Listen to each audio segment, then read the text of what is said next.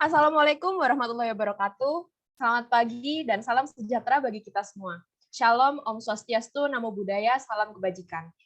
Puji syukur kehadirat Tuhan Yang Maha Esa atas limpahan rahmat dan karunia-Nya pada tanggal 12 Desember 2021, kita dapat bertemu dalam acara webinar series Teknologi Pariwisata sebagai Pendorong Ekonomi 4.0 yang diselenggarakan oleh D3 Kepariwisataan Bina Wisata Universitas Airlangga. Yang terhormat, Ibu Diah Eka Novianti, S.An M.A., selaku dosen pengampu mata kuliah MAIS D3 Kepariwisataan Bina Wisata Universitas Airlangga. Yang kami hormati Syahrul Tri selaku KOC Webinar Series Volume 2. Yang kami hormati Mas Noveri Maulana sebagai pemateri Webinar Series. Dan yang kami banggakan seluruh peserta Webinar Series Teknologi Pariwisata sebagai Pendorong Ekonomi 4.0. Izinkan saya memperkenalkan diri, saya Jasmine Iza, sebagai MC yang akan memandu jalannya acara webinar ini. Sebelum ke acara selanjutnya, saya akan bacakan agenda acara pada pagi hari ini. Yang pertama ada pembukaan, 2 sambutan, 3 pemaparan materi sekaligus sesi Q&A dengan pembicara, 4 sesi dokumentasi, dan yang terakhir adalah penutupan. Oh iya teman-teman, kita ada bagi-bagi hadiah loh, tapi kalian harus challenge. Jadi, teman-teman bisa membuat story berupa video atau foto kreatif selama rangkaian acara webinar series volume 2 dan di-upload ke Instagram.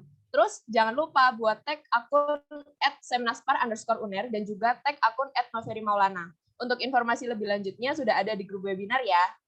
Untuk 2 story terkreatif akan mendapat hadiah dari panitia. Jadi, jangan lupa untuk ikutan challenge-nya ya. Mari kita awali acara ini dengan menyanyikan lagu Indonesia Raya dan Himne Airlangga. Seluruh partisipan dimohon untuk mengambil sikap sempurna. Kepada panitia yang bertugas bisa menyiapkan dan memulainya.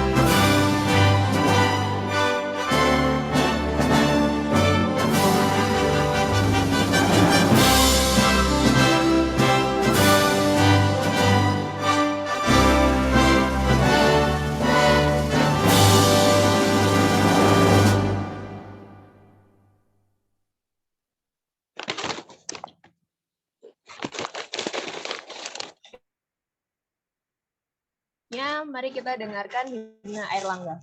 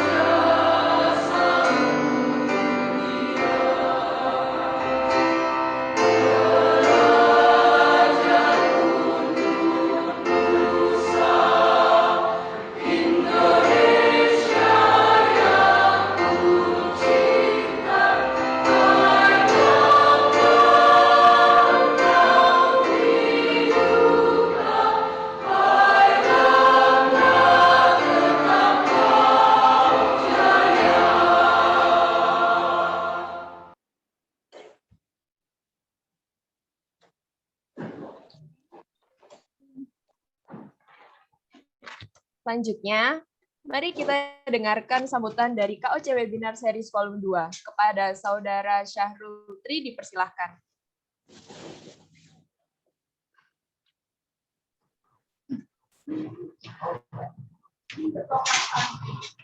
Oke, baik. Terima kasih MC atas kesempatannya. Bismillahirrahmanirrahim. Assalamualaikum warahmatullahi wabarakatuh. Salam sejahtera, Om Swastiastu, Namo Buddhaya, dan salam kebajikan untuk kita semua. Yang terhormat, Bapak Muhammad Nilzam Ali, S.Hum MSc, selaku Koordinator Program Studi D3 Kepariwisataan Universitas Airlangga. Yang terhormat, Bu Upi Diah Eka Novianti, SANT, MA, selaku dosen pengampu mata kuliah MAIS D3 Kepariwisataan Universitas Airlangga, serta Bapak dan Ibu dosen program studi D3 Kepariwisataan Universitas Airlangga. Saya ucapkan selamat datang juga untuk Pak Noveri Maulana, SIKOM MM, selaku pembicara atau narasumber kita pada hari ini.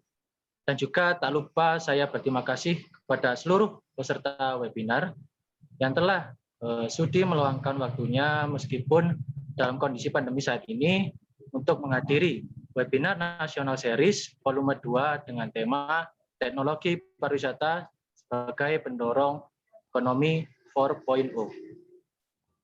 Dalam webinar ini akan membahas mengenai pengertian dan juga peran teknologi pariwisata dalam membangun ekonomi di masa modern sekarang. Dan juga dampak apa saja yang ditimbulkan karena munculnya teknologi pariwisata tersebut. Untuk lebih jelasnya nanti akan dijelaskan terperinci oleh Bapak Noveri selaku narasumber kita pada hari ini. Saya berharap dengan diadakannya webinar ini dapat menambah ilmu dan juga informasi yang dapat bermanfaat bagi kita semua, khususnya mengenai teknologi pariwisata di era modern sekarang, yang mana sesuai dengan tema kita hari ini. Saya kira itu saja sambutan dari saya. Akhir kata, saya mewakili seluruh panitia apabila dalam berjalannya webinar ini nanti ada hal atau yang kurang atau salah, saya memohon maaf yang sebesar-besarnya. Akhir kata, Assalamualaikum warahmatullahi wabarakatuh.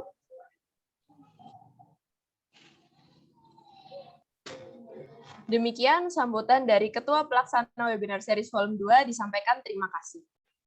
Sambutan selanjutnya akan disampaikan oleh dosen pengampu mata kuliah MAIS D3 Kepariwisataan Bina Wisata Universitas Airlangga. Kepada Bu Upi Diah Eka Novianti, SAN MA, dipersilahkan. Ya, terima kasih Jasmine. Selamat pagi semuanya. Assalamualaikum warahmatullahi wabarakatuh.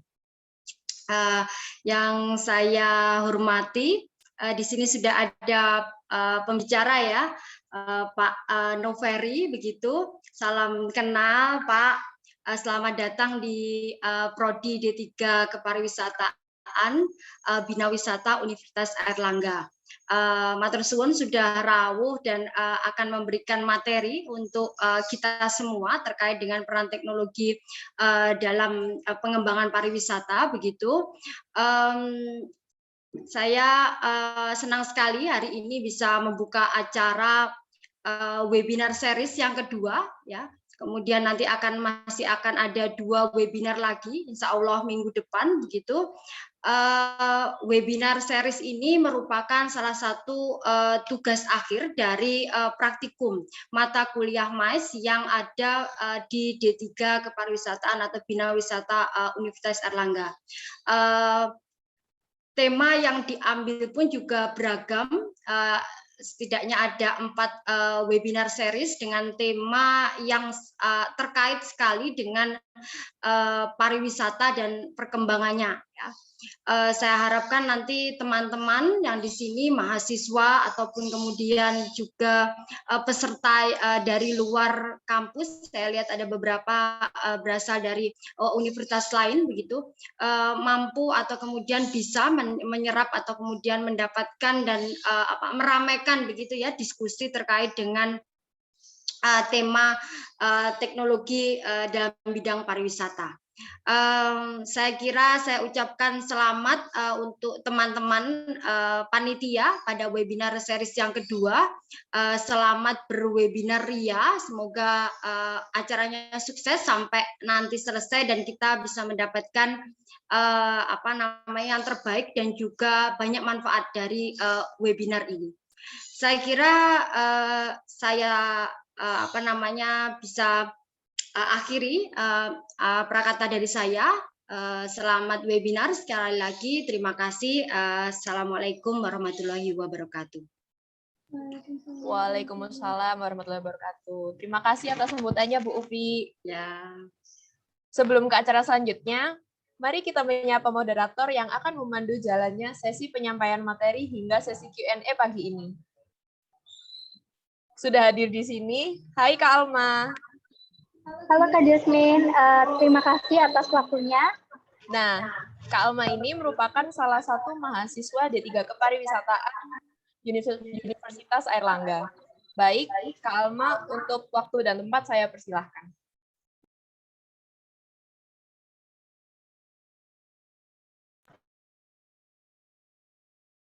Atas waktunya, sebelumnya di sini saya akan memperkenalkan diri terlebih dahulu. Perkenalkan, nama saya Alma Safira, saya merupakan mahasiswa D3 Kepariwisataan angkatan 2019, dan di sini saya bertugas menjadi moderator yang nantinya akan memandu jalannya webinar pada hari ini.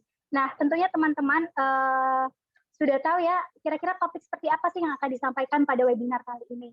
Nah, saya akan menyampaikan sedikit nih, sebelum nantinya akan disampaikan lebih lanjut oleh narasumber spesial kita, Bapak Noveri, yaitu topik yang akan kita sampaikan nantinya terkait dengan apa sih relevansi antara pariwisata dengan teknologi.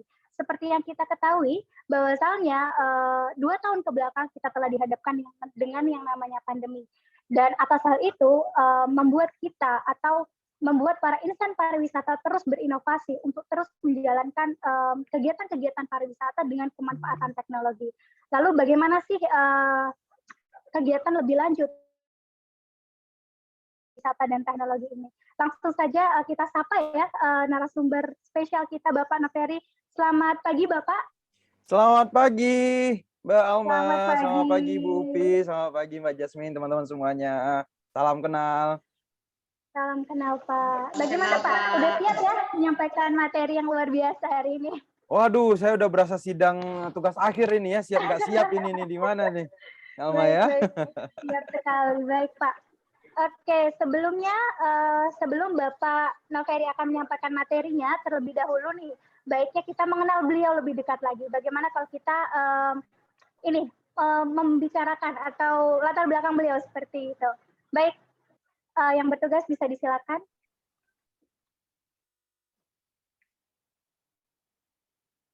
Oke, jadi saya akan membacakan terlebih dahulu CV gitu ya, atau resume dari Bapak Noveri sendiri. Bapak Noveri ini merupakan seorang konsultan manajemen yang berpengalaman di PPM Manajemen Jakarta.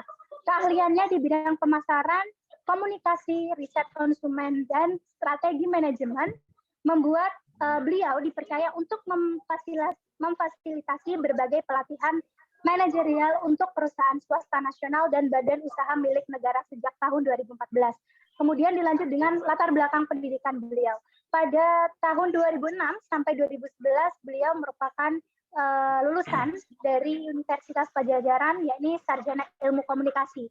Kemudian beliau juga mengampu short course in social science tahun 2010 di Ajo University, South Korea. Kemudian dilanjutkan lagi mengampu pendidikan Magister Manajemen tahun 2012 hingga 2014 di PPM School of Management. Dan yang terakhir, beliau mengampu program doktoral di bidang manajemen tahun 2019 hingga 2022 di Universitas Indonesia. Dan for information juga, Bapak Noferi ini juga aktif di PHRI atau Persatuan Hotel dan Restoran Indonesia, sehingga tidak usah diragukan lagi ya bahwasannya Bapak Noferi ini cukup akrab dan dekat dengan dunia pariwisata seperti itu. Baik, itulah CV atau latar belakang dari Bapak Noferi selaku narasumber spesial kita pada hari ini. Baik, langsung saja Bapak Noferi, waktu dan tempat saya silakan untuk memaparkan materinya. Baik, terima kasih Mbak Alma. izin Bu Pi sharing dengan teman-teman pada pagi hari ini di kontak sama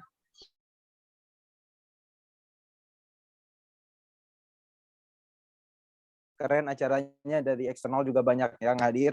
Dari tadi juga ada Pak Hadi, Desa Wisata, ada penggerak juga, ada juga dari kampus lain. Terima kasih teman-teman, minggu pagi ya, yang harusnya santai-santai sambil makan rawon mungkin kan ya.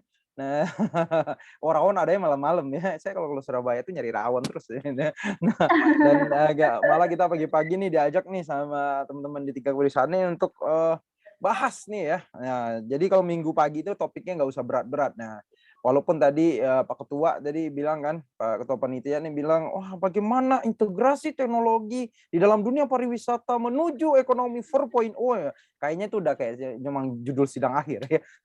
Enggak, kita nggak akan seberat itu ya, Pak Tri ya. Nah teman-teman, ini menarik bahwa memang kita selama 2 tahun ini digempur oleh pandemi yang luar biasa.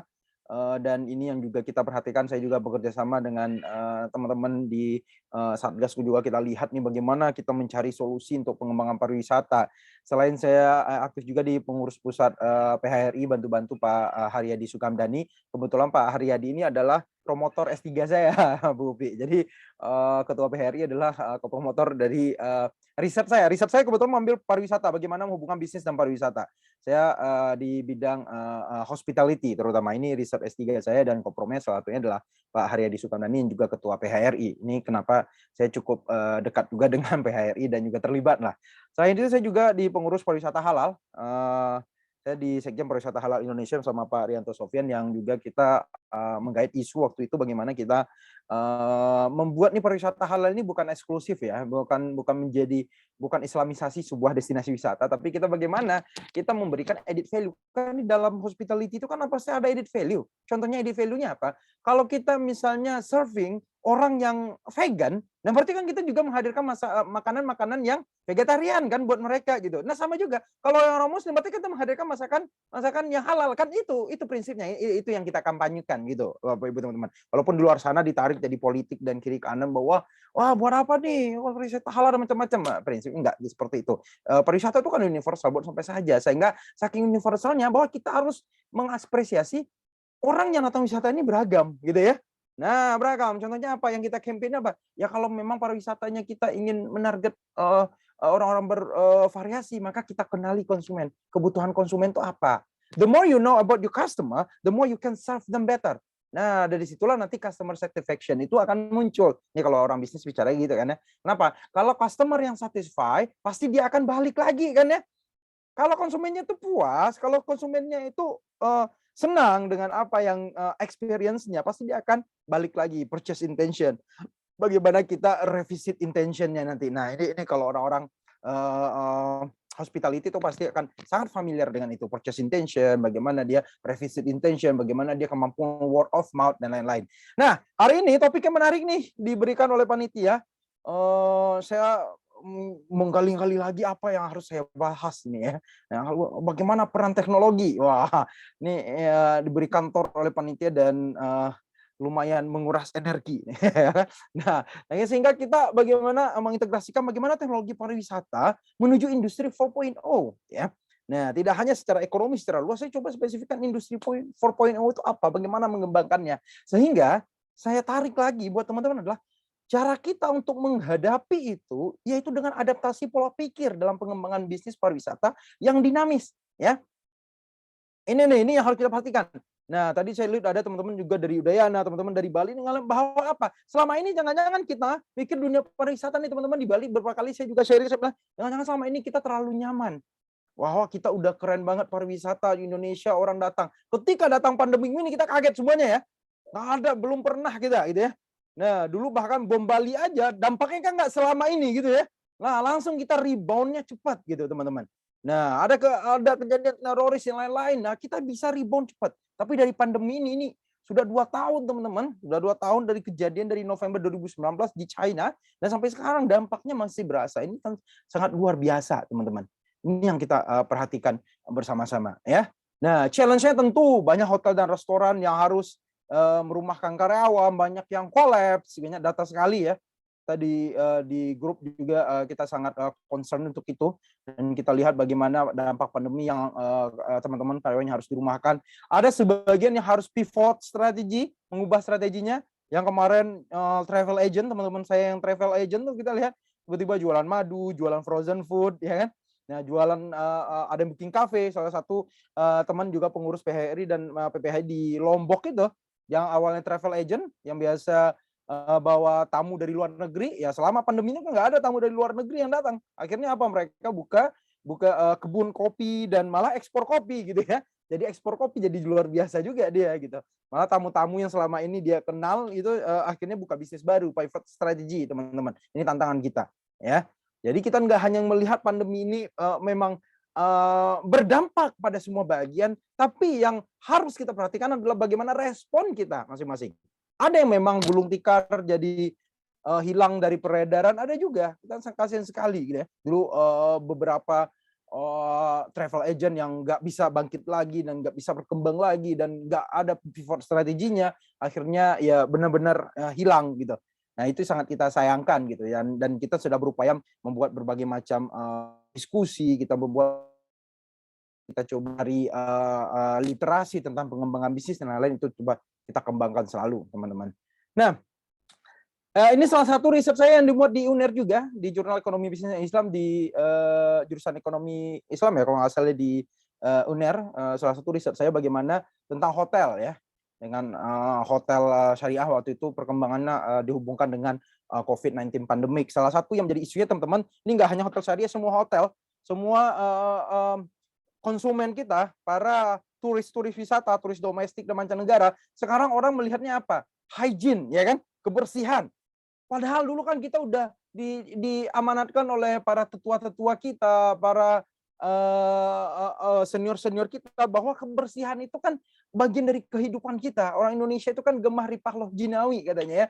Nah, bagaimana kita udah ramah, udah bersih, udah baik sekali, dan sebenarnya isu-isu itulah yang bisa kita jawab ketika masa pandemi ini. Orang Indonesia itu udah dikenal ramah. Orang Indonesia itu udah dikenal bersih, rapi, resik, kan dari dulu ya.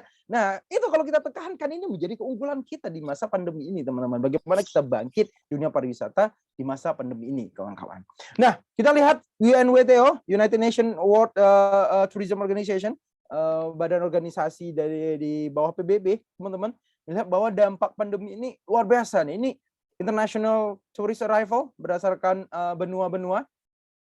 Memang ternyata Asia Pasifik dampaknya luar biasa ya, minus 95% loh teman-teman, kedatangan turis internasional di Asia secara umum, gak hanya di Indonesia. Di Indonesia itu bahkan hampir 98% angkanya kalau nggak salah itu. Ya, nah ini kan jadi tantangan luar biasa teman-teman. Ya, dan kita memang harus merhatikan terus nih, ya bagaimana harapan-harapan kebangkitan kita ke depan, bagaimana cara kita tuh bangkit terus ke depan. Dan inilah disrupsi yang kita hadapi, minus 90%. Ya. Jadi kalau kita sekarang nggak mengubah strategi nih teman-teman ya, teman-teman hanya di Bali teman di mana kita yang dulu biasa melayani tamu luar negeri sekarang harus bisa mengenali behavior atau perilaku tamu domestik. Karena potensinya sekarang bahkan sampai setahun ke depan itu masih tamu domestik teman-teman. Tamu domestik ini masih menjadi pasar utama buat kita, karena selama pandemi ini orang perjalanan internasional masih sangat terbatas, apalagi dengan kebijakan karantina, kebijakan dibatasi kunjungannya dan lain-lain. Ini masih menjadi tantangan kita nih teman-teman ya. Jadi di Asia Pasifik ini minus 95% loh, dibandingkan Amerika cepat reboundnya, mereka cepat penanganannya, walaupun kasusnya naik turun, nggak ada satupun negara yang bisa menjamin bebas dari pandemi loh. Nggak ada satupun negara yang bisa bebas dari COVID sampai sekarang ini ya teman-teman ya. Tapi orang bagaimana memanagenya, ini jadi tantangan. Di kita aja kan tantangan vaksin kan masih masih berat. Banyak masyarakat kita yang masih belum vaksin, masih belum bisa diajak vaksin supaya lebih cepat. Nah, ini kan juga jadi tantangan buat kita membuka tourism, membuka kedatangan tamu asing nih. Kalau kita juga masih belum vaksin nih, salah satu contohnya, teman-teman. Nah, kita juga lihat misalnya di domestic flight. Ini saya ambil data nih dari BPS, domestic flight ini teman-teman, perjalanan dalam negeri. Ya, kita lihat nih, dari 2019 yang paling kanan teman-teman. Kita bandingkan bulan Mei aja misalnya. Kita lihat di Surabaya, di Juanda, ya. Perjalanan domestik itu rata-rata itu 378 ribuan, teman-teman, di bulan Mei 2019. 2020 ketika pandemi itu turun menjadi 5.000. Bayangkan berapa persen tuh, teman-teman. Dari biasanya 300 ribuan tuh per bulan ya. Di 2020 ketika pandemi hanya tinggal 5 ribuan. Dampaknya luar biasa kan pandemi ini, teman-teman. Tapi menariknya 2021, Mei 2021 sudah mulai naik lagi nih, menjadi 210.000. Masih kurang dikit, tapi sudah mulai naik. Nah, ini menandakan apa? Bahwa pasar domestik ini udah mulai menggeliat. Yuk, teman-teman pegiat pariwisata, perhatikan pasar domestik, perhatikan turis lokal. Ya, nggak hanya turis internasional. Turis lokal inilah penyelamat dunia pariwisata kita saat ini. Kita approach mereka, kita dekati mereka bagaimana? Karena perilaku tentunya kebutuhan-kebutuhan dan perilaku berbelanjanya turis internasional sangat berbeda dengan turis domestik, teman-teman. Ya. Di Jakarta kita lihat bulan Mei 2019 di Jakarta itu 1,2 juta loh, juta ya. Nah, 2020 itu hanya tinggal 27.500 perjalanan domestik. Karena pandemi, teman-teman. Bayangkan turunnya luar biasa. Dan 2021, bulan Mei 2021 naiknya juga sudah lumayan, 598.000. Sudah hampir setengah kan ya. Nah, sudah hampir setengah perjalanannya, teman-teman. Dan ini menandakan bahwa ada potensi ke depan. Ya. Dari angka-angka ini, teman-teman, kalau orang bisnis kan bicara soal forecastingnya, bagaimana dia memprediksi ke depan. Nah, dari angka-angka ini kita lihat bahwa pasar domestik ini memberikan potensi luar biasa. Dan teman-teman pegiat pariwisata ini bisa lihat. Nah, bagaimana kita mengubah strategi bisnis kita, bagaimana kita bisa menyesuaikan dengan kebutuhan-kebutuhan dari turis domestik. Karena inilah pasar utama kita untuk bertahan dari pandemi ini dan juga bahkan 1 tahun ke depan ini masih menggeliat dari pasar domestik ini, teman-teman semuanya. Kita lihat bagaimana hotel, teman-teman, pergerakan hotel secara nasional ya di Indonesia. Hotel ini kita lihat pada yang hijau itu adalah 2020, yang merah 2021. Ini kita lihat nih, walaupun tahun 2020 masih zaman pandemi, tapi di akhir tahun 2020 ini angkanya naik loh. Ya, okupansi rate secara nasional angka naik, walaupun Bali masih menantang sekali. Biasanya okupansi rate di Bali itu di atas 50%. Kalau masa pandemi ini masih sekitar 10-20% naiknya. Saya sangat suka. Kenapa? Karena tadi Bali salah satu hipotesisnya kita lihat bahwa mengandalkan turis internasional. Nah, sedangkan yang bergerak sekarang, yang banyak pergerakannya adalah turis domestik. Nah, ini yang ketika buat pegiat-pegiat bisnis yang banyak menyasar pasar internasional ini menjadi tantangan ketika harus mengubah menjadi pasar domestik, teman-teman. Ini angka-angka yang luar biasa secara nasional kita lihat ya. Nah, bahkan ketika puncak gelombang kedua dari pandemi ini pada bulan Juli kemarin kan, puncak gelombang 2 dari COVID-19 di Indonesia, banyak kasus kejadian di mana-mana hampir semua daerah, dan kita turun nih ya, okupansinya menjadi 22% secara nasional. Tapi bulan September kemarin, data terakhir yang ada di BPS dan juga Kementerian Pariwisata, kita lihat angkanya sudah mulai naik lagi 36%. Rata-rata kan se-Indonesia ini biasanya se-nasional okupansi itu 40-50%, teman-teman. Nah, ini sudah menggeliat baik nih. Nah, diperkirakan akhir tahun kan juga akan semakin naik nih. Nah, cuma kan tantangan kita adalah di masa pandemi ini kan kita melihat kalau nanti turisnya bergerak semakin banyak, kegiatan wisata semakin menggeliat, kan jadi takut kita kalau kasus naik juga kan ya. Nah, ini ya bagaimana pegiat wisata, pelaku usaha dunia wisata itu harus juga memperhatikan prokes supaya capaian-capaian yang baik ini itu bisa kita pertahankan tanpa kasus COVID ini balik lagi, naik lagi. Maka prokes atau protokol kesehatan itu harus kita tegakkan terus nih, teman-teman, ya. Ini harus diperhatikan dari teman-teman semuanya. Nah, bagaimana di masa pandemi ini salah satu approach, salah satu pendekatan untuk strategi pengembangan usaha dan juga bagaimana strategi dari dunia pariwisata, yaitu dengan mengembangkan virtual reality, teman-teman, in tourism. Ya. Ini the future buat kita, ya. Ini masa depan buat kita nih, teman-teman, virtual reality. Walaupun di Indonesia masih belum begitu familiar, tapi di luar negeri orang-orang sudah mulai mengembangkan selama pandemi ini. Coba kita lihat salah satu sisi ya. Kalau bukan gara-gara pandemi ini, mana mungkin kita kenal Zoom ya? Mana mungkin kita terbiasa dengan virtual seperti ini, teman-teman. Dulu ada video call itu kan juga paling cuma kalian yang pacaran kan video call malam sampai ketiduran gitu ya. Namanya WhatsApp call gitu kan ya, atau line call yang lain-lain gitu. Tapi yang namanya kita seminar online kan jarang ya. Dan ini adalah bagaimana adaptasi teknologi walaupun awalnya terpaksa gitu ya. Terpaksa kita dengan virtual, dengan seperti ini. Bahkan sekarang saking ininya udah sampai mabuk Zoom gitu kan ya. Ada istilahnya anak-anak muda sekarang saya lihat, saya juga dosen kebetulan mahasiswa saya bilang, wah mabuk Zoom Pak, Zoom fatigue, wah macam-macam lah istilahnya gitu ya. Nah, tapi satu sisi kita melihat apa? Ini adalah bagaimana adaptasi teknologi yang luar biasa loh teman-teman. Gara-gara pandemi kita jadi masih bagus gitu. Ya. Nah, ini yang menjadi dampak positifnya yang bisa kita lihat dengan virtual reality itu teman-teman. Ya. Nah, bagaimana kita melihat tadi apa sih yang disebut dengan ekonomi 4.0 itu dengan dari perspektif pengembangan usaha di dunia industri juga salah satunya teman-teman. Nah, tentu kita dulu waktu SD, SMP atau SMA mungkin juga pernah belajar tentang revolusi industri ya. Nah, SMA lah setidaknya kalau yang kemarin sekolah itu di SMA ada dikenal dengan revolusi industri. Revolusi industri itu apa? 4.0 di abad ke-18 kan ya, di tahun 1800-an revolusi industri di Eropa katanya. Nah, apa yang dimaksud dengan revolusi industri yang pertama itu adalah ketika orang mampu mengubah tenaga manusia menjadi tenaga mesin. Nah, tenaga mesin waktu itu baru mesin dari mesin uap kan ya. Mungkin lihat cerita-cerita kereta api uap gitu ya, dari batu bara, dari macam-macam. Nah, itu udah revolusi industri yang pertama tuh teman-teman. Nah, approach-nya di dunia teknologi itu orang udah menemukan dari tenaga manusia dan jadi diubah menjadi tenaga ada mesin walaupun mesinnya sederhana. Revolusi industri 2.0, revolusi tenaga mesinnya nggak lagi tenaga elektrik. Jadi ada tenaga listrik. Mulailah ditemukan dengan listrik ya. Ada menciptakan lampu. Siapa mencipta lampu dulu? Edison gitu ya. Ada yang cipta telepon, Alexander Graham Bell. Wah, ini pelajaran SD ya. Nah, anak-anak sekarang kalau diingat tuh nggak cari googling dulu ya. Nggak semuanya di googling loh teman-teman ya. Harus diingat. Kalau nggak dibiasakan diingat dalam kepala ya otak kita jadi nggak terbiasa untuk mengingat sesuatu. Kebiasaan googling aja gitu ya. Nah, baru berlanjut ya revolusi mulai diotomatik ya, diotomisasikan ya.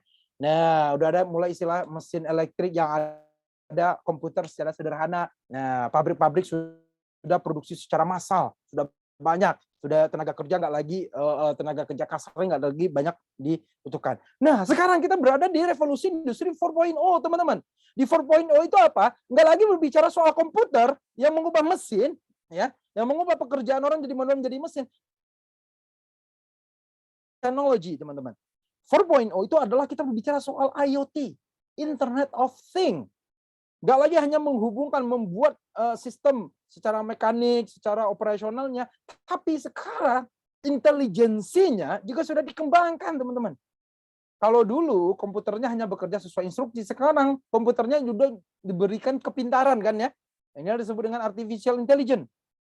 Teman-teman berbicara soal algoritma, sering mendengar kan, algoritma Instagram itu gimana sih ini. Oh, sering nyebut kalian kalau diskusi lagi di warung kopi. Itu apa? Itu kan artificial intelligence ya. Bagaimana Instagram itu bisa membaca perilaku kita dengan melihat hubungan-hubungan algoritmanya. Ya. Oh, kalau si ini sering posting makanan, oh berarti ini anak suka apa? Suka nongkrong di kafe gitu kan. Nah, walaupun yang posting adalah foto yang dicari di Google ya, biar gaul aja katanya. Tapi bukan foto asli, jadi kadang-kadang dia posting gitu. Nah, nggak apa-apa teman. Tapi maknanya apa? Kita sekarang telah berada pada industri 4.0 yang kita lihat bahwa kepintaran di dalam teknologi itu ini menjadi suatu keniscayaan, nggak lagi menjadi suatu cerita dongeng belaka, enggak. Kita hidup pada situasi seperti itu, teman-teman. Ya.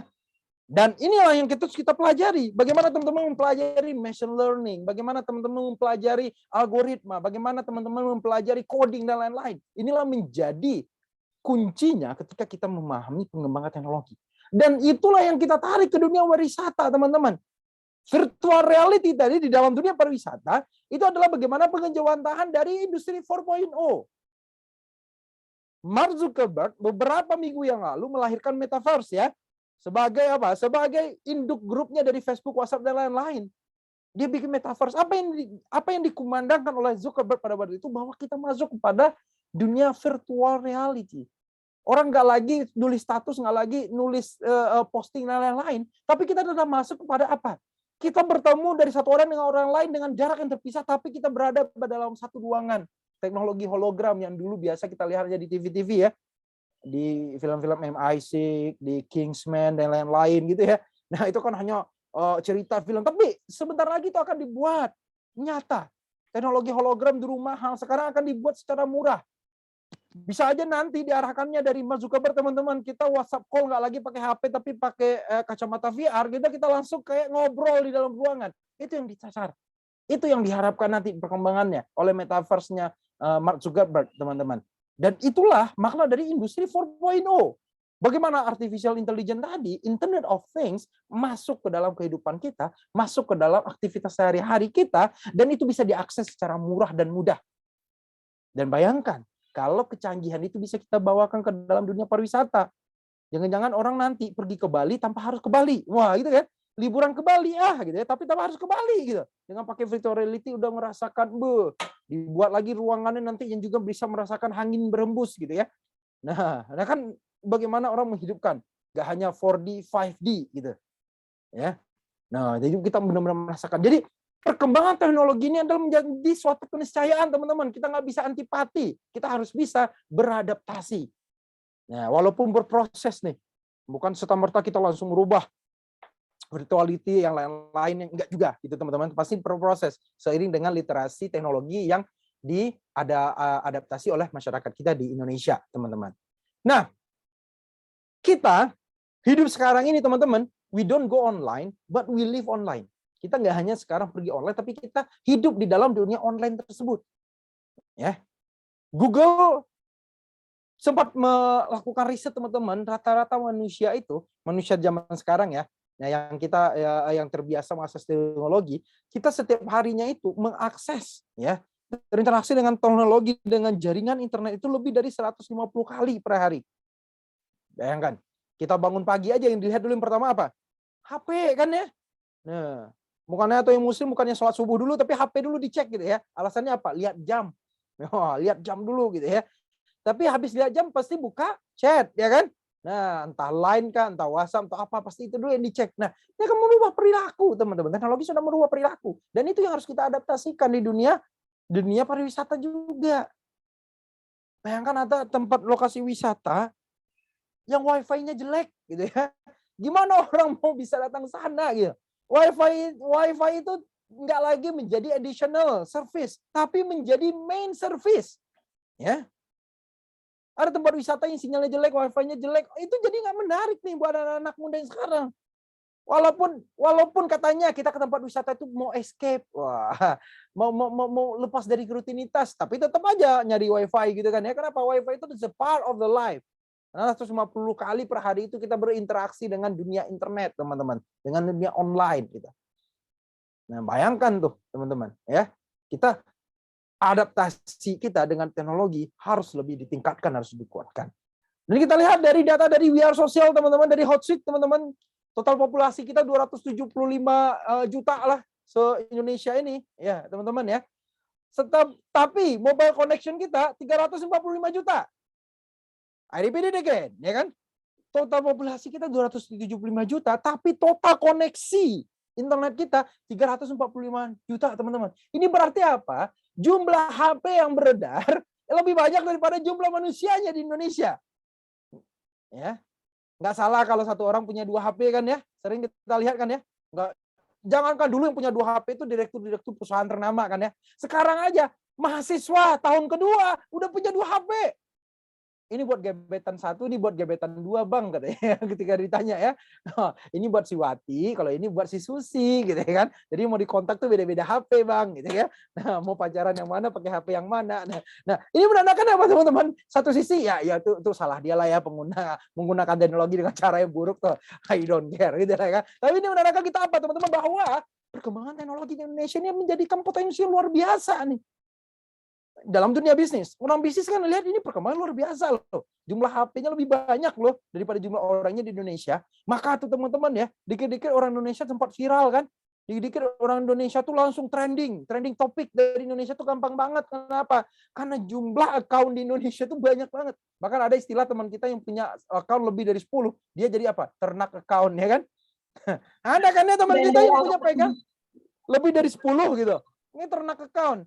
Ya, jadi kalau mau meneror mantan gitu ya, dia pakai fake account ya, banyak dia simpen tuh fake account-nya. Ya, tapi kalau orang-orang yang ngerti IT kan dia bisa lacak ya. Kenapa? IP-nya sama, lokasinya sama, ininya sama. Di algoritma akan ketahuan kalau itu dia juga gitu ya. Fake account. Nah, ini jadi tantangan buat kita ya. Nah, sekaligus dalam perspektif bisnis pariwisata, kita ini melihat kan luar biasa, teman-teman. Jadi bayangkan 345 juta loh kalau jumlah kita ya. Jadi kalau kita gertak Singapura itu, misalnya kalau kita lagi mau Singapura, nggak usah kirim orang, kirim account aja udah lebih banyak dari masyarakat Singapura ini. Ya. Nah, jumlah orang Singapura kan nggak sampai 345 juta ya. Mungkin dari jumlah orang di Korea Selatan juga kalah tuh ya. Makanya artis-artis Korea Selatan suka ke Indonesia supaya apa? Supaya dapat dukungannya banyak kan, opa-opa gitu kan, opa cuseo gitu kan. Nah, kirim tuh. Nah, 345 juta loh penggila-penggila internet di Indonesia yang juga bisa mendukung tuh. Nah, Korean wave-nya nggak lagi jadi wave, jadi badai kayaknya kan. Nah ini potensi loh teman-teman. Tapi di satu sisi kita melihat potensi ini baru dimanfaatkan oleh orang-orang yang segelintir aja yang memahami bagaimana mengoptimalkan ini. Kita tuh masih dipandang sebagai market aja kan ya. Tapi kita belum pemain. Nah, pariwisata juga harus bisa melihat hal ini. Saya sangat sayang sekali melihat orang teman-teman pariwisata, pegiat pariwisata, desa pariwisata. Jarang sekali update, media sosial nggak punya. Gimana nih orang di luar sana mau datang ke lokasi kita kalau nggak diupdate? Yang diupdate malah foto-foto pengurusnya yang lagi rapat, bukan pemandangannya, sudutnya, historinya. Bukan lagi pengurus desa wisata kami sedang rapat. Besoknya ada tuh desa wisata Indonesia. Sekarang ini lagi menggeliat banget nih desa wisata di Indonesia kan ya. Tapi yang buat sukses adalah selain tentunya penanganan di lokasinya, tapi juga bagaimana kita mengkomunikasikannya. That is the potential, teman-teman. Kenapa? Sosial media di Indonesia ini bayangkan lebih banyak dari jumlah populasi manusianya. Powerful sekali, teman-teman. Dan buat orang bisnis, ini harus diperhatikan dengan baik nih. Kita lihat. Nah, coba kita lihat. Semua akses itu dari mana? 98% itu dari mobile phone. Dari HP kan ya teman-teman ya. Jadi berapa tadi 125% orang koneksi internet di Indonesia itu 98%-nya itu dari HP loh teman-teman. Ini contohnya kalian aja nge-zoom sekarang kan dari HP nih gitu ya. Kebanyakan ya. Nah itu kan apapun sekarang sudah ada berada di genggaman kita. The world is in dan ini teknologi. Tapi balik lagi, teknologi itu kan tools. Kalau nggak bisa dimanfaatkan dengan baik, ya dia akan ada dua mata sisi kan ya. Teknologi bisa digunakan untuk cara jelek, teknologi digunakan untuk baik bisa. Teknologi untuk menyelesaikan tugas kuliah bisa. Teknologi hanya untuk main game aja bisa, mabar aja terus gitu kan. Nah, itu kan dua sisi gitu. Ya, mau menggunakan teknologi itu baik atau apa? Buat orang bisnis, teknologi digunakan untuk bagaimana dia achieve target bisnisnya. Atau hanya sekedar menggunakan teknologi untuk melihat apa? Ngomongin kompetitor, jadi gibah gitu kan ya. Nah, bukannya bersaing dengan kompetitor, tapi malah ngomongin kompetitor. Susah tuh bisnis, nggak akan berkembang dalam bisnis kita. Jadi adaptasi teknologi di dalam dunia pariwisata is a must. Ya. Juga penting. Nah, bagaimana adaptasinya di dalam dunia pariwisata? Saya simpulkan menjadi 3. Bagaimana kita mengadaptasikan komunikasi, mengadaptasikan teknologi di dalam dunia pariwisata. Yang pertama adalah adaptasi teknologi dalam bentuk komunikasi. Bagaimana kita mengkomunikasikan lokasi wisata kita. Bagaimana kita mengkomunikasikan jasa yang kita tawarkan. Bagaimana kita mengkomunikasikan produk kreatif yang kita jual, teman-teman. Gunakanlah teknologi komunikasi. Gunakanlah bagaimana tadi perkembangan teknologi yang luar biasa. Bagaimana kita masuk kepada artificial intelligence, bagaimana kita masuk IoT. Belum sampai ke level sana, kita menggunakan teknologi sosial media. Itu yang paling basic, teman-teman. Yang paling basic banget itu. Bagaimana menggunakan teknologi sosial media untuk optimalisasi kita kebangkitan pariwisata nih, teman-teman. Ini jangan sampai nih Anak-anak D3 pariwisata nggak ngerti cara promo pariwisata melalui sosial media. Luar biasa. Gimana nih pariwisata Indonesia akan maju kalau anak-anak D3 pariwisatanya aja nggak ngerti nih bagaimana promosi pariwisata. Ya kan? Bikin viral dengan yang jelek-jelek, bikin viral pacaran, bikin viral tak senonoh.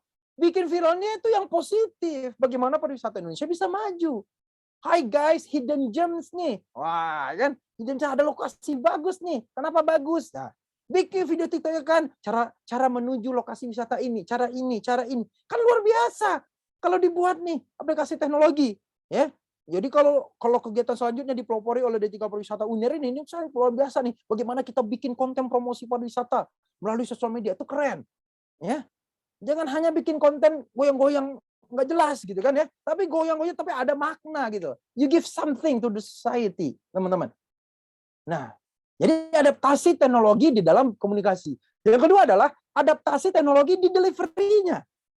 Ada teknologi bagaimana kita di dalam proses delivery, bagaimana proses pemberiannya, bukan delivery kayak Gojek gitu ya. Tapi delivery adalah bagaimana jasa ini dirasakan oleh konsumen kita. Saya menginap salah satu hotel di Surabaya di Jalan Darmo di belakang rumah sakit Darmo itu waktu itu tuh bagus lagi hotel baru gitu ya. Nah di dalam kamar itu nggak lagi ada telepon sekarang, dikasih tablet, ya kan? Nah tabletnya tentu diikat gitu ya supaya nggak dibawa pulang oleh tamu ya. Dikira sabun gitu ya yang boleh bawa pulang gitu ya. Nah hati-hati yang ada di dalam kamar hotel nggak boleh bawa pulang ya. Sendal sama sabunnya aja baru boleh pulang ya. Tabletnya jangan dibawa pulang gitu ya. Nah dari tabletnya ini kita ngontak resepsionis yang lain ada di situ. Bahkan informasi hotel ada di situ, informasi tempat wisata. Bayangkan, sudah mengadaptasi kan dia ya. Nah, ada juga hotel yang bintang 5 di Jakarta ini, kita juga dikasih tablet. Bahkan nih teman-teman, dari tablet ini kita tidur, tombol lampu di situ, tombol AC di situ, remote TV ada di situ. Bahkan gorden, tirai pun bisa kita tarik, mundur, maju, itu di situ. Bayangkan dia memahami bagaimana mengadaptasikan teknologi untuk kenyamanan dan kepuasan pelanggannya, teman-teman. Bayangkan ya, adaptasi teknologi di dalam dunia pariwisata. Dan yang terakhir adalah adaptasi teknologi dalam interaksi. Pariwisata itu kan bisnis jasa. Bisnis jasa itu pasti ada interaksi antara penyedia jasa dengan pengguna jasa. Nah, kita pakai interaksi dengan pakai teknologi. Enggak lagi kalau orang di hotel mau check-in, enggak lagi antri berjam-jam atau apa. Udah web check-in tinggal liatin, udah langsung masuk. Bahkan ada hotel yang juga udah web check-in, teman-teman. Masuk ke kamar hotelnya ini dengan scan barcode. Nggak perlu lagi kita antri-antri di resepsionis kan. Luar biasa kan ya. Nah bagaimana adaptasi teknologi itu teman-teman. Nah bayangkan nih teman-teman. Kalau kita belum bisa tiga-tiga beradaptasi teknologi ini dalam dunia pariwisata. Setidaknya kita ambil satu dulu paling yang atas. Adaptasi teknologi komunikasi di dalam dunia pariwisata. Ini dulu yang kita upayakan. Ya, baru nanti kita bisa meningkatkan di dalam delivery-nya. Bagaimana nanti kita tinggalkan juga menjadi adaptasi teknologi di dalam interaksinya. Sehingga teman-teman ekonomi 4.0 yang disampaikan oleh panitia tersebut bisa kita capai. Kita mendukung dengan bagaimana kita mengadaptasikan teknologi di dalam dunia pariwisata sehingga kita bisa berkontribusi dalam ekonomi secara luas. Jadi, adaptive technology in tourism is a must. Ada sebuah kewajiban, ada sebuah keharusan. Nggak boleh dimulai dari kapan nanti, kita harus dimulai dari saat ini. Setidaknya mulailah dari adaptasi teknologi komunikasi. Demikian dari saya, teman-teman.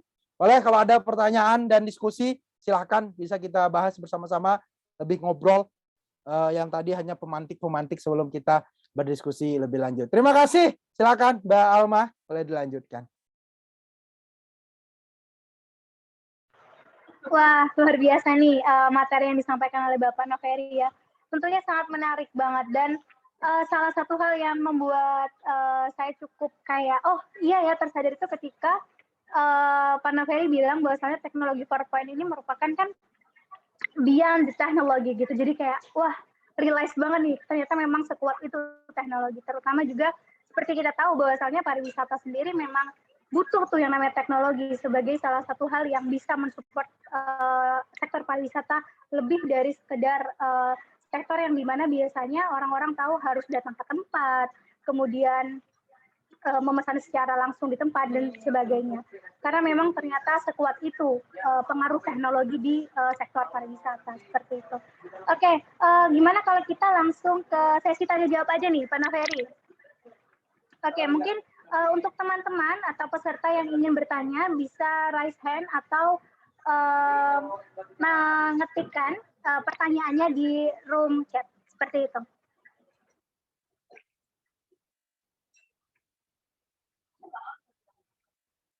Okay.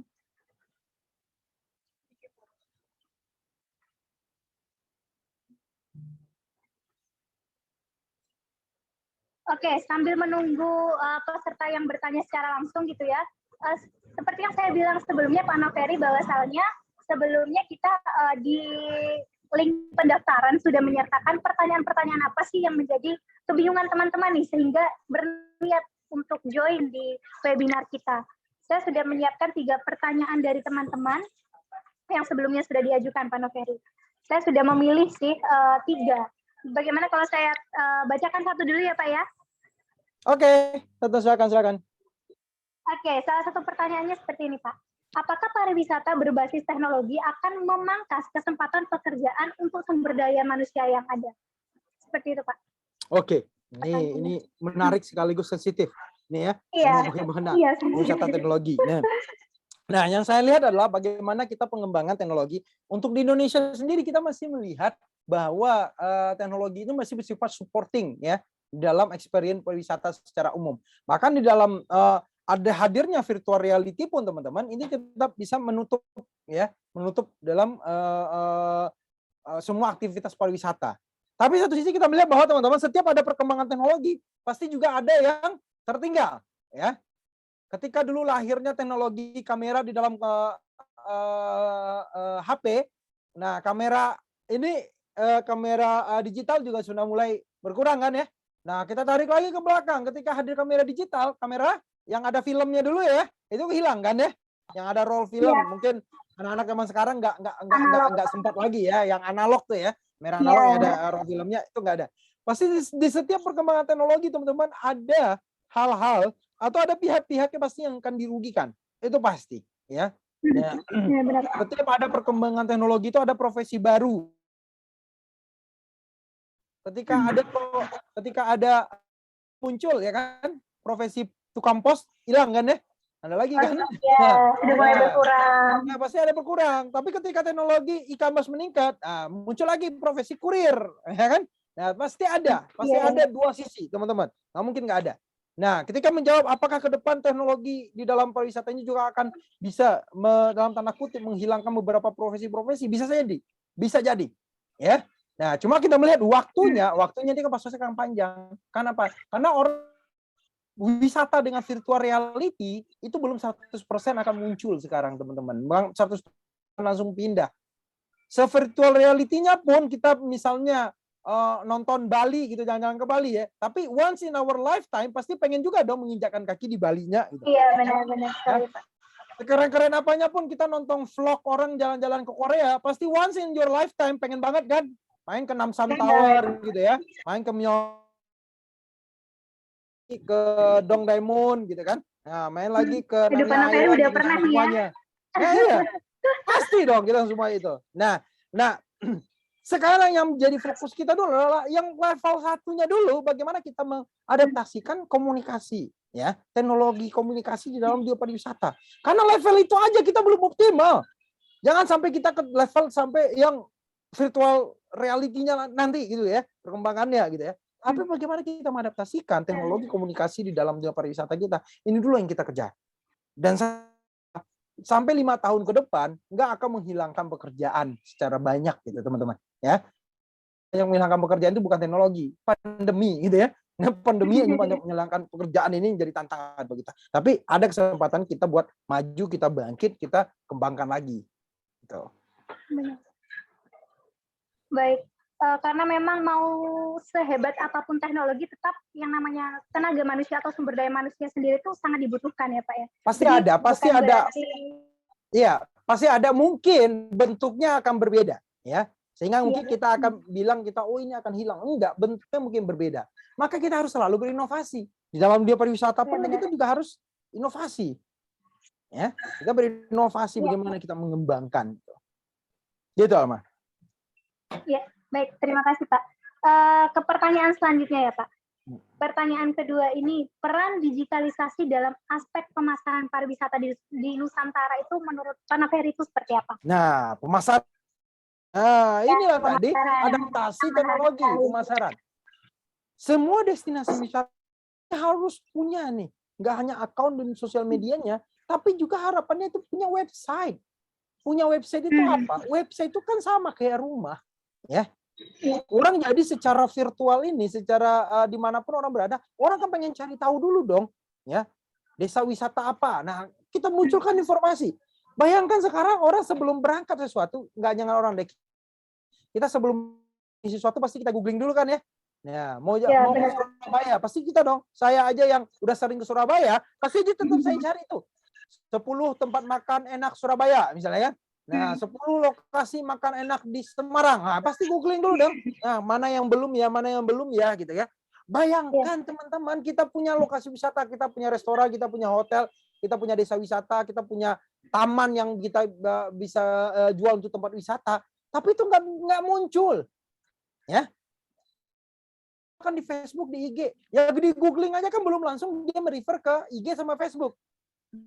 Itu mesin pencarian pasti yang dilihat pertama adalah website dulu kan ya. Maka kita buatlah website. Website yang paling murah dengan apa? Dengan versi blog. Sangat murah, ya. Nah, kita buat di situ untuk apa? Itu kan untuk show off buat kita, untuk pamer kan ya. Nah, namanya pameran kan juga pamer kan ya. Jadi pamer yang nggak boleh pamer itu ketika datang ke kampus pakai barang mewah, itu baru pamer yang nggak bagus gitu ya. Tapi kalau kita mau jualan itu ya wajib pamer. Namanya pameran. Nah, website itu adalah lokasi pameran buat kita. Kita pamerkan apa keunggulan destinasi kita. Apa kebaikannya. Kontennya kita isi. Rutin kita update.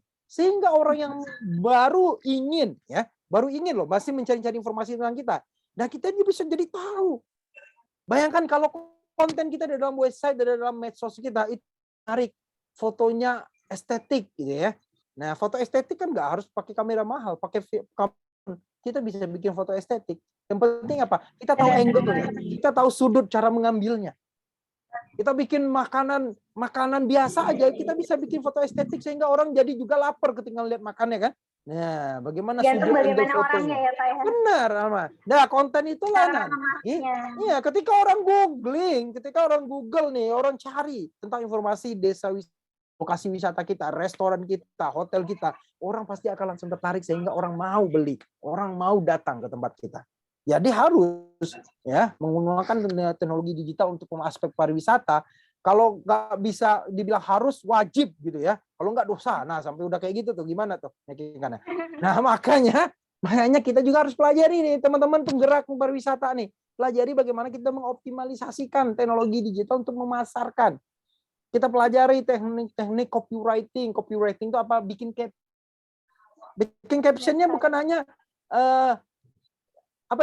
ini restoran. Enggak dong, tapi harus ada storytellingnya. Ya kan? Kata-kata yang memikat konsumen ya, Pak ya. Kata-kata yang memikat konsumen, ya kan? Alma, seorang gadis asal Jember, sedang datang ke air terjun ini. Nah, misalnya kan bagus ya kan? Nah, bilang helaian rambut dibasahi oleh air terjun ini menghadirkan kesegaran yang luar biasa. Bayangkan jika berdiri di bawah air terjun yang luar biasa ini, segarnya tiada tara. Wah, copywriting kan? Daripada hanya sekedar kita bilang inilah air terjun di desa ini, selesai. Nggak menarik gitu kan ya. Nah, teknologi digital juga didukung dengan bagaimana kita membuat kontennya. Dan nanti bisa ditingkatkan terus teman-teman ya. Bagaimana kemampuan kita membuat konten-konten yang menarik, karya-karya yang menarik, sehingga teknologi digital untuk memasarkan juga bisa optimal. Begitu kira-kira. Iya, luar biasa sekali ya. Kebetulan juga Pak, kan tadi Pak Naferi bilang bahwasalnya tadi website itu merupakan hal yang sangat penting ya. Dan kebetulan juga kita nih Pak di semester 5 juga mendapatkan mata kuliah kewirausahaan seperti itu ya. Jadi memang benar bahwasalnya website, kita diajarkan untuk membuat website, kemudian juga untuk belajar copywriting, dan membuat konten, karena hal seperti itu ternyata memang yang dibutuhkan sekarang gitu, dimana memang teknologi kan yang sangat luar biasa lah intinya, punya impact yang luar biasa seperti itu. Kita langsung ke pertanyaan terakhir kali ya Pak ya. Pertanyaan yang terakhir ini sebenarnya pertanyaannya sangat universal sih Pak, tapi mungkin bisa Bapak Noveri jawab.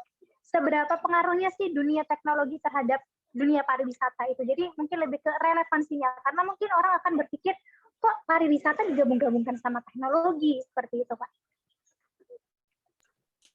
Berapa pentingnya teknologi di dunia pariwisata?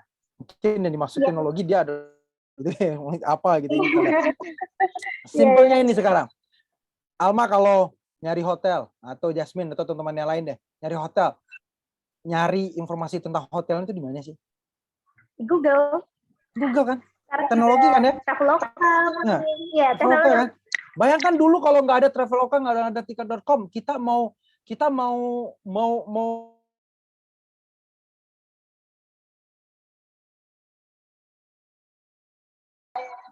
gimana? Manual.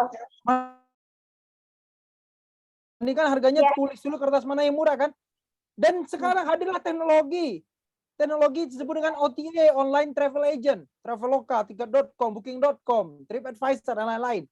Ya kan? Ya. Kita bisa beli Ya, Pak. dengan mudah. Dan kita bisa juga dapat dengan murah kan? Dulu kan kita nggak tahu harga yang murah itu di mana. Karena kita harus teleponin satu-satu. Ada 10 hotel, kita teleponin 10 hotel buat cari harga murah kan? Sekarang hanya dengan satu klik. Kita klik aja. Klik Surabaya. Udah tuh, ada tuh mana hotel harga murah, kita lihat langsung bandingkan harganya kan? Itu teknologi. Itu teknologi loh, ya, teknologi. Nah, bahkan di luar negeri teman-teman, teknologi nggak lagi hanya sekedar cara memesan dan komunikasinya. Di Jepang, di Tokyo, ya, saya datang sebuah kafe, teknologinya yang bikin kafe sekarang udah robot. Ya, ada robot yang bikin, mau cappuccino tinggal pencet, seret, jadi datang, ya. Apa sih yang nggak di Jepang gitu kan ya? Semuanya dirobotin di Jepang gitu ya. Nah, that's teknologi, ya. Dan teknologi juga menjadi apa? Menjadi daya tarik wisata, kan? Bahkan ada destinasi tempat tujuan wisata yaitu pusat teknologinya. Bagaimana lampu-lampu LED dihias di ruang basah. Itu kan juga teknologi, teman-teman ya. Iya, Pak. Teman-teman mungkin punya di tengah kota biasanya ada air mancur yang bisa dimainkan pakai musik gitu ya. Nah, itu kan juga teknologi, menjadi daya tarik wisata kan ya. Dan teknologi itu sangat luas, teman-teman. Dia sangat membantu. Teknologi itu apa sih? Teknologi itu kan sesuatu yang menghasilkan suatu alat yang bisa membuat pekerjaan manusia menjadi mudah. Simpelnya begitu. Jadi lebih mudah. Benar banget. Dengan teknologi kan itu, teman-teman. Kenapa motor? Motor itu kan teknologi. Dulu orang jalan dari satu kota ke kota lain. Sekarang udah bisa naik motor kan? Nah, oh, dibuat lagi teknologi yang disebut dengan apa? Mobil. Wah, lebih nyaman dari motor katanya kan? Nah, oh, dibuat lagi mobil ternyata masih bisa macet. Dibuat lagi kereta api, dibuat lagi pesawat anti macet katanya kan. Nah, kan macam-macam tuh, teman-teman. Ya, that's teknologi. Jadi pada prinsipnya teknologi itu nggak hanya di dunia pariwisata, semua hidup kita pasti akan dipengaruhi oleh teknologi. Karena prinsipnya teknologi itu adalah sesuatu yang bisa membuat pekerjaan manusia lebih mudah. Jadi alatnya itu adalah teknologi, caranya itu adalah teknologi, sistemnya itu adalah teknologi. Dan di dunia pariwisata, kenapa sih relevansinya kita perlu memahami teknologi? Karena dengan adanya teknologi di dunia pariwisata, banyak hal yang bisa dibuat mudah. Banyak hal yang bisa dibuat nih buat konsumen, itu dia lebih efektif dan efisien. Ya, bayangkan kalau misalnya kita nggak ada teknologi untuk booking kamar hotel misalnya, bayangkan kita susah ya. Bayangkan kalau nggak ada sosial media, kita nggak tahu tuh satu daerah menjadi tujuan wisata, ya kan? Benar, kan yang viral di IG kan kita jadi pengen datang juga kan ya. Hutan pinus, benar, hutan pinus itu aja padahal udah puluhan tahun ada di situ kan. Tapi karena ada orang yang memposting, karena ada selebgram yang foto di situ, semua orang jadi pengen ke situ kan. Pengen foto juga di situ jadinya, Pak. Iya, ada tempat, waktu itu viral di mana saya nggak tahu, di daerah Jawa mana gitu, ada yang bunga teratai di atas danau atau di atas kolam tuh yang bermekaran gitu ya. Di foto, di share, viral, semua orang jadi ke sana. Ada bukit ini, bukit itu gitu ya, yang bisa melihat pemandangan kota, viral, langsung jadi rame gitu kan. Itu teknologi, with thanks to technology kan ya. Kalau nggak ada yang bikin viral kayak gitu tuh, nggak jadi daerah wisata tuh, nggak ada pendapatan tuh. Cuma PR-nya apa? Setelah viral, setelah itu berkembang, kan nggak bertahan. Nah, disitulah Iya. mutu prinsip manajemennya, dikelola. Ini udah viral, udah bagus, ternyata pungginya luar biasa. Sebelum ke sana aja kita ditagih, bayarnya 4 kali. Oleh preman yang di pintu 1, preman pintu 2, preman pintu 3. Nanti parkir lagi, kan? Parkir lagi minta banyak. Nanti kalau beli mie instan aja harganya 5 kali lipat. Gimana wisatawan mau nyaman? Ya, gimana wisatawan mau nyaman kalau kita nggak bisa tadi? Tujuannya orang bikin puas dengan cara yang mudah dan murah. Semua orang pengen seperti itu. Orang kaya pun pasti, ya, dia bayar mahal pun harus sesuai dengan apa yang dia bayar mahal. Ini teman-teman, teknologi memudahkan kita untuk mengakses sesuatu, melakukan sesuatu. Itulah prinsip teknologi. Di dalam dunia pariwisata, pasti kita juga akan ada teknologi-teknologi yang membantu kita berinteraksi dengan konsumen kita, yang membantu kepuasan konsumen bisa tercapai lebih optimal. Tujuan kita kan itu, teman-teman. Gitu, Alma. Oleh yang lain, kalau ada topik-topik diskusi kita menarik, silakan. Ya, terima kasih banyak Pak. Kebetulan 3 pertanyaan teratas nih yang sudah saya pilih tadi semua sudah terjawab oleh Pak Noveri. Dan mungkin kita sekarang beralih ke teman-teman yang raise hand nih Pak. Yep, boleh, silakan. Oke, mungkin bisa dimulai dari ini ya. Fikri Bahrudin P dari UNESA. Silakan bisa on mic untuk menanyakan pertanyaannya kepada Bapak Noveri. Ya, baik. Terima kasih kepada moderator atas kesempatannya. Sebelumnya perkenalkan saya Muhammad Fikri Bahrudin Pati dari UNESA. Kepada Bapak Nove, saya mau bertanya Bapak ya. Kalau menurut Bapak sendiri, bagaimana sih cara strategi Bapak untuk membrandingkan tempat wisata yang lain bagi turis luar gitu Bapak? Soalnya kan seperti Bapak tahu ya, saya itu suka lihat banyak turis lain itu hanya menganggap Indonesia itu hanya sebatas Bali yang paling bagus Bapak ya. Dan teman-teman saya itu yang saya tahu juga sering mempromosikan tempat-tempat lain, tempat-tempat wisata lain dengan di sosial seperti Jogja dan lain-lain. Tapi kebanyakan turis asing itu hanya tertarik pada Bali Bapak, sehingga itu menjadi problematika bagi kita sendiri Bapak. Mungkin dari Bapak. Oke, baik. Fikri, terima kasih banyak Fikri. Kalau berbicara soal satu destinasi atau dari prinsipnya adalah kota, memang pekerjaannya adalah nggak bisa pekerjaan sendiri, ya. Pekerjaannya harus kontekstual dan juga pekerjaannya harus integral, ya. Integrasi semuanya. Kenapa orang lebih populer Bali? Karena adalah word of mouth tentang Bali ini kan sudah meluas, teman-teman. We're speaking about the word of mouth. Teman-teman, sedangkan lokasi-lokasi lain orang word of mouth-nya nggak puas. Kenapa? Orang bisa word of mouth itu, ya word of mouth itu apa? Testimoni gitu ya. Orang bisa testimoni bagus itu kalau dia memang mendapatkan experience yang bagus. Dan sayangnya teman-teman banyak daerah-daerah wisata kita bagus, lokasi-lokasi wisata kita bagus, tapi word of mouth-nya, experience dari wisatawan kita nggak bagus. Tadi sempat saya tunjukkan teman-teman ya, ada lokasi wisata yang matok harganya gila-gilaan. Harga bule sama harga lokal tuh bedanya 10 kali lipat. Bayangkan loh, ya. Gimana orang akan memberikan word of mouth yang bagus kalau experience-nya nggak bagus di daerah wisata itu, teman-teman? Jadi tantangan kita, ya. Sebelum nanti kita masuk kepada konten promosinya, tapi kita lihat dulu bagaimana kualitas pelayanannya. The service quality itself should be evaluated, teman-teman. Banyak sekali lokasi-lokasi wisata kita, ya. Dan membuat salah satu keunggulan di Bali kan juga seperti itu. Walau sebenarnya banyak daerah-daerah lain yang juga luar biasa gitu kan. Raja Ampat, Komodo yang lain-lain, dan di Lombok juga kan udah luar biasa. Nah, tapi experience ya. Experience mungkin dari satu adalah kualitas layanan. Yang kedua adalah sarana dan prasarana, teman-teman. Ini masih PR banyak dan nggak bisa kita selesaikan gitu ya. Yang selesaikan harus dengan kolaborasi dengan pemerintah. Bangun jalannya kan jelek, banyak jalan ke lokasi wisata sangat jelek. Ya kan ya, teman-teman ya. Yang ngangkat bule kitanya aja ke sana udah kesel gitu kan. Banyak sekali lokasi wisata di Indonesia yang jalannya jelek. Dan ini kan PR bersama, nggak bisa kita selesaikan cepat gitu. Nah, salah satunya dengan apa? Dengan teman-teman membangun desa wisata ini kan berupaya tuh mengintegralkan apa semua orang di desa tersebut mau berperan, ya, mau bekerja sama untuk mengembangkan nih apa desa wisata kita. Dan yang ketiga adalah wisata ini kan bersifat hospitality, teman-teman, keramahan, ya. Kadang-kadang masyarakat kita kan ramah buat apa? Buat orang yang buat orang yang mau bayar aja, orang nggak mau bayar nggak ramah gitu ya. Ada salah satu tempat wisata tuh saya datang, kita baru numpang duduk aja, udah ditawarin nggak beli nggak boleh duduk. Oh udah digituin lah, ya nggak beli nggak boleh duduk Iya. gitu kan. Nah Ada sih bayangin Pak yang kayak gimana gitu. orang mau merekomendasikan ke sana teman-teman. Orang tuh kalau udah puas, orang tuh kalau udah senang duit pasti akan melayang kan ya. Udah malah keluar gitu. Sama aja kayak yang pacaran cowok-cowok nih, kalau udah seneng sama ceweknya, aduh gimana PDKT gitu kan, pasti bayarin terus, beli terus apa, ya.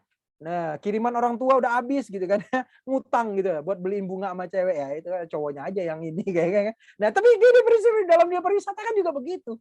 Kalau orang udah dibikin puas, bikin senang, kalau orang nyaman, urusan belakangan. Nah, ini yang jadi tantangan kita. Kalau 3 ini udah kita kembangkan teman-teman, baru itulah yang kita komunikasikan. Gimana kita mau menulis pesan di Facebook, di IG, di media sosial, di website kita kalau memang kualitas layanan kita itu jelek. Jadi bohong kita kan ya, apa yang kita komunikasikan di medsos dan di website kita itu ternyata nggak terbukti ketika orang udah datang ke sana. Kecewaan semakin mendalam sehingga teman-teman, orang yang punya pengalaman buruk ya, testimoninya lebih powerful daripada orang punya pengalaman baik. Bayangkan loh, ya. Jadi 5 orang yang bilang baik, ada 1 orang yang bilang buruk, jangan-jangan lebih besar pengaruhnya yang 1 orang bilang buruk daripada 5 bilang baik. Ini bahayanya word of mouth yang negatif. Nah, maka kita ketika menyajikan layanan kita di dalam pariwisata kita perhatikan apa yang membuat aspek-aspek kepuasan pelanggan ini. Inilah yang kita komunikasikan. Jadi di dalamnya dulu dibenerin, itu ya Mas Fikri ya. Baru dalamnya udah benar, udah bagus, kita baik juga. 2 hal inilah yang baru kita kembangkan dengan baik. Maka tadi adaptasi teknologi itu kan 3 ya, komunikasi, delivery, dan interaksi. Ya, 3 inilah yang menjadi daerah wisata itu menjadi unggulan. Daerah wisata itu atau objek wisata itu akan menjadi lebih baik. Gitu kira-kira dari saya, Mbak Alma. Oke, terima kasih Pak Noveri. Mungkin kita ke pertanyaan terakhir ya. Ini ada 1 rekan lagi yang raise hand. Mungkin Rizky Ardia Rahman bisa mengajukan pertanyaannya. Ya, Assalamualaikum warahmatullahi wabarakatuh. Waalaikumsalam. Salam, Ustaz. Daya, nama majikan.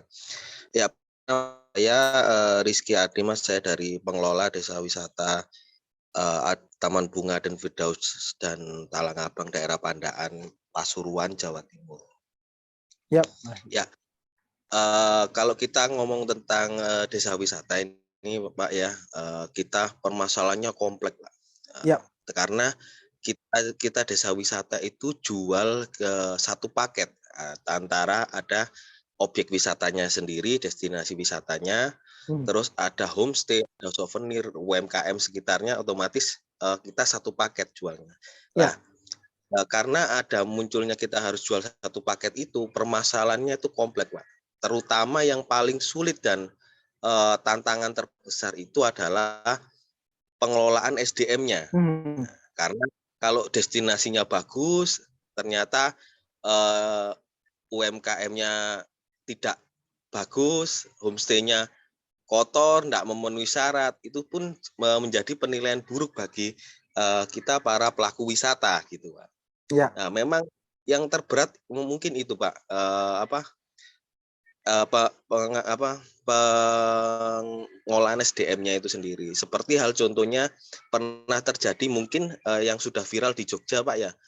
Ada satu tempat makanan yang mematok harga mahal. Di situ yang mematok harga mahal cuma satu warung itu aja, tapi yang kena imbas seluruh wisata-wisata di Jogja waktu itu sepi karena viralnya isu makanannya di Malioboro itu mahal lah. Langkah-langkah kedepannya kita, Pak, kalau kita menghadapi seperti itu, apa yang harus kita lakukan antara kita pengelola wisata dan pemerintah yang memiliki kebijakan untuk mengatur SDM ini, Pak. Jadi mengelola SDM ini biar SDM kita mumpuni, kita bisa berdaya saing yang bagus dengan wisata-wisata lainnya. Mungkin itu, Pak, pertanyaan pertama saya. Terus pertanyaan kedua saya, kebanyakan wisata desa itu, Pak, seperti yang sampean bilang tadi, jenengan bilang tadi, kita hanya rame viral hanya sesaat, tidak sustainable kan artinya gitu. Artinya kita harus perlu apa sih setelah mungkin 3 bulan viral, biar enggak langsung kita mati suri lagi, kita bikin lagi apa pembaruan wisata apalagi di tempat kita. Itu yang mungkin kurang untuk terutama di desa wisata seperti itu, Pak. Jadi kita terbiasa hampir viral, kita masuk ke zona nyaman nih. Nah, itu permasalahan yang kedua itu, Pak. Ya, terima kasih, mungkin itu Pak boleh jawab. Wassalamualaikum warahmatullahi wabarakatuh. Waalaikumsalam warahmatullahi wabarakatuh. Baik, Mas Rizky. Lanjut ya, Pak Ama ya. Lanjut itu ya. Ya, Mas Rizky ini luar biasa. Karena tantangan di desa wisata ini saya juga sangat memahami. Beberapa kali diminta mendampingi untuk teman-teman di desa wisata. Karena kompleks teman-teman. Gini, satu objek wisata yang dikelola perusahaan aja, ya, yang satu perusahaan yang ibaratnya dia punya karyawan, dia memaksa semua karyawannya bisa bersikap berperilaku tertentu, itu juga menantang kan ya. Apalagi nih desa wisata yang nggak bisa memaksa. Kenapa? Nggak bisa memaksa orang yang tinggal di desa itu untuk harus begini, harus begini, harus begini. Bisanya kan cuma mengajak, menghimbau, ya. Jadi tantangan desa wisata itu, ya. Jadi sebelum orang ingin membuat desa wisata, saya selalu meyakinkan itu. Kira-kira nih perangkat desa atau pengelola bisa nggak ya mengajak nih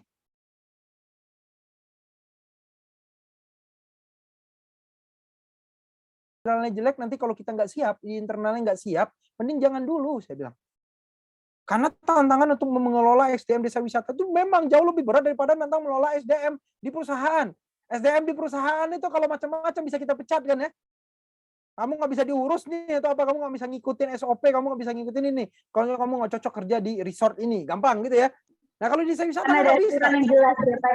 Benar lah. Kalau desa wisata nggak bisa. Wah Bapak kalau nggak bisa ramah, Bapak kalau nggak bisa ini, Bapak keluar di desa ini. Ya nggak? Wah saya udah 7 turunan di desa ini, akan jadi susah. Ya, jadi tantangan. Jadi ya memang cara komunikasinya untuk pengelola desa wisata itu nggak bisa tuntutan, hanya bisa himbauan. Ya, approach-nya lebih personal. Maka kekuatannya adalah harus hadir individu-individu yang memang dituakan, ada yang memang lebih diutamakan, bahasanya itu lebih didengar, approach-nya lebih baik. Ini menjadi tantangan teman-teman dari teman-teman pengelola wisata. Yes, justru SDM-nya dulu yang dikelola. Objek wisata yang bagus di tempat tersebut kalau nggak didukung dengan SDM yang bagus, ini nggak akan berhasil menjadi daerah tujuan wisata. Ya, yang hati loh teman-teman. Kenapa? Karena pariwisata itu sangat bermuara pada SDM-nya. Customer service is the first thing, teman-teman. Hospitality is a must. Karena kita pariwisata itu kan berbicara soal bagaimana membuat orang nyaman dengan pelayanan yang diberikan. Nah, orang yang memberikan pelayanan aja nggak bisa memberikan kenyamanan, gimana kita akan berlangsung?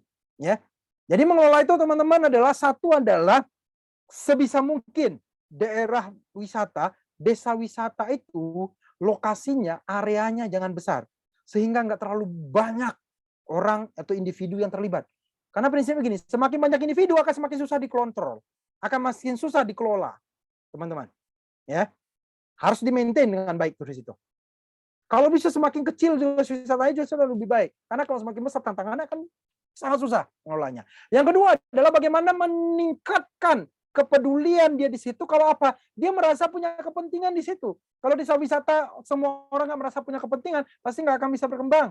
Kalau hanya yang ngerasa desa wisata ini bagus buat hanya 10 orang aja gitu ya. Nah, terus misalnya ada 200 orang lain di desa itu ngerasa nggak penting buat kita, nggak apa, susah, akan jadi challenge. Isunya pasti akan isu pertama adalah isu pendirian aja, isu pengorganisasiannya, isu pengelolaannya.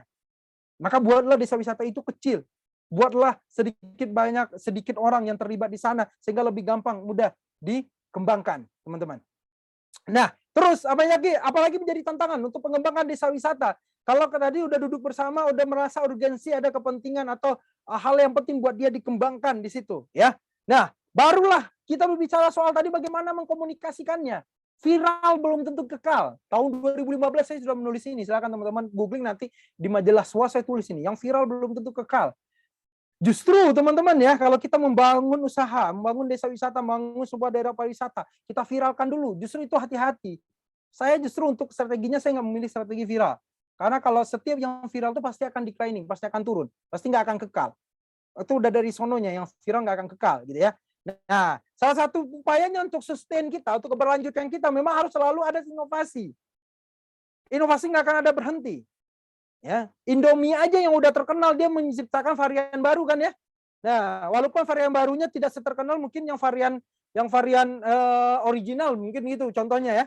Nah, tapi kan gini memberikan buat kita apa? Bahwa inovasi adalah sesuatu yang membuat bisnis kita akan terus bertahan, akan terus berlanjut.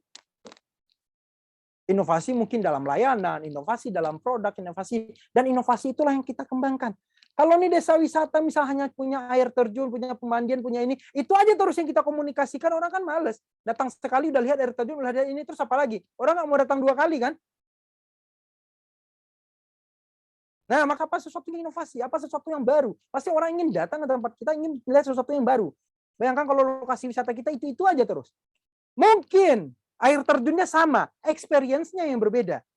Ya, kita bikinlah paket experience-nya yang berbeda. Ini menjadi tantangan buat pengelola. Gitu kira-kira yang bisa saya jawab, Mas Rizky ya, Pak Alma, silakan. Baik Pak, kebetulan ini ada yang raise hand lagi dan ada yang mengajukan pertanyaan lewat room chat. Bagaimana ini Pak? Ya. Boleh ya? Baik, kita mulai dari yang mengajukan pertanyaan di room chat. Jadi pertanyaannya diajukan oleh Bapak Edo Widoyo. Pertanyaannya, sejauh mana inovasi virtual reality mampu menjawab tantangan berpariwisata di tengah pandemi? Sedangkan perangkat yang mendukung virtual reality juga cukup mahal dan sasarannya juga terbatas. Kemudian juga perangkat virtual ini masih sangat jarang digunakan, terutama Pak, pertanyaannya. Ya, Pak Edo. Ya, ini memang jadi tantangan di Indonesia. Kalau di Indonesia pasti akan lama perkembangannya, karena virtual reality aja di Indonesia perangkat dan lainnya belum familiar. Bahkan di kota-kota besar pun juga belum familiar, ya. Tapi kita bisa, makanya tadi sempat saya singgung, bahkan 5 tahun ke depan pun itu belum bisa langsung mengubah landscape bisnis pariwisata kita, teman-teman. Ya. Nah, pasti akan ada penyesuaian, pasti. Nah, ini poinnya adalah kita nggak boleh antipati, tapi kita beradaptasi. Dalam 5 tahun ini kita juga harus melihat nih bagaimana ya kita menyesuaikan nanti, apakah nanti akan ada VR-nya atau apa. Atau kalau bikin kita VR, kita bikin sekarang yang disebut dengan 360 kan ya. 360 kan ya. Nggak hanya kamera 360 misalnya keliling gitu ya. Google Street View itu kan 360 teman-teman. Ya, bisa melihat sekeliling kan. Nah, bayangkan kalau kita promosi nih, kita punya website, kita masukkan di website kita adalah foto lokasi 360. Bisa kan sekarang dengan beli kamera 360 itu ya, kita foto lokasi kita, sehingga orang yang datang tuh bisa muter-muter sendiri itu fotonya. Itu adalah teknologi yang paling sederhana untuk virtual reality. Bayangkan kalau kita promosi menggunakan foto yang seperti itu. Nggak lagi foto 2 dimensi, tapi foto yang bisa 360. Kalau itu teman-teman udah bisa kita kembangkan dari sekarang, nggak nunggu 5 tahun lagi, nggak nunggu perangkat virtual reality. Ya, tapi kalau menunggu yang proses virtual reality yang sampai 4D yang lain-lain ya itu masih lama ya. Karena ya perangkatnya aja belum familiar di Indonesia. Tapi kalau untuk promosi yang tadi dengan kamera 360, dengan foto 360 yang kita posting di website kita, di media sosial kita, itu memberikan dampak yang powerful buat orang yang mau datang. Itu bisa dimulai dari sekarang. Kalau nggak kita mulai, ya kita akan tertinggal. Kalau kompetitor kita sudah mulai promosi dengan kamera 360. Nah, kalau kita masih kamera yang satu arah doang ya, satu point of view, ya itu akan lama. Kita akan tertinggal. Jadi mulailah yang setidaknya dari bagaimana kita menghasilkan foto dan video 360 untuk media promosi. Gitu Pak Edo. Pak Almas, silakan.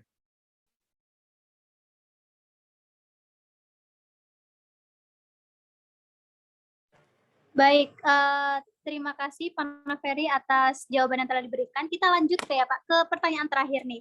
Kebetulan ada yang raise hand. Untuk Danisa dari UNER mungkin bisa on mic untuk mengajukan pertanyaannya.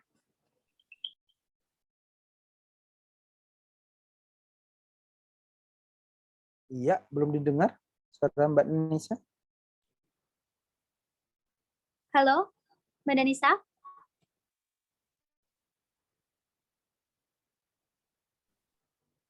Bermasalah mic-nya. Oke, mungkin kalau sedang berhalangan untuk menghidupkan mic, bisa mengajukan pertanyaannya lewat room chat.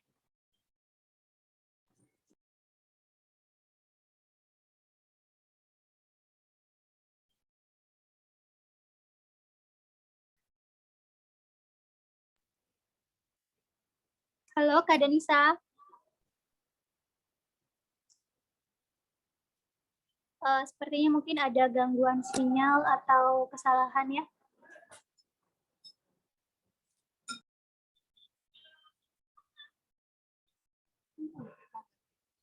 Oh, sepertinya Kak Danisanya ada gangguan nih, Pak.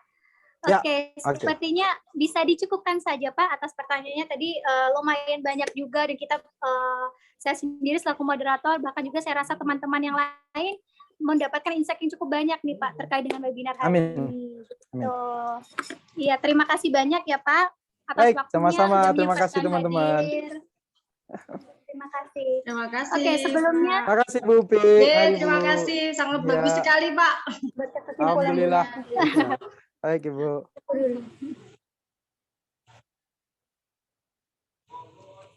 Oke, baik. Di sini saya akan membacakan terlebih dahulu kesimpulan. Apa sih yang kita dapatkan tadi selama webinar? Baik, kesimpulan dari webinar ini sendiri, pariwisata merupakan sebuah sektor yang memiliki pengaruh sangat luar biasa. Sehingga dengan mengkolaborasikan pariwisata dengan teknologi diharapkan bisa membuat pariwisata menjadi jauh lebih baik dengan berbagai inovasi dan manajemen yang baik, tentunya dengan pemanfaatan teknologi. Seperti itu. Baik, terima kasih atas waktu yang telah diberikan. Saya kembalikan kepada MC. Terima kasih Kak Jasmine.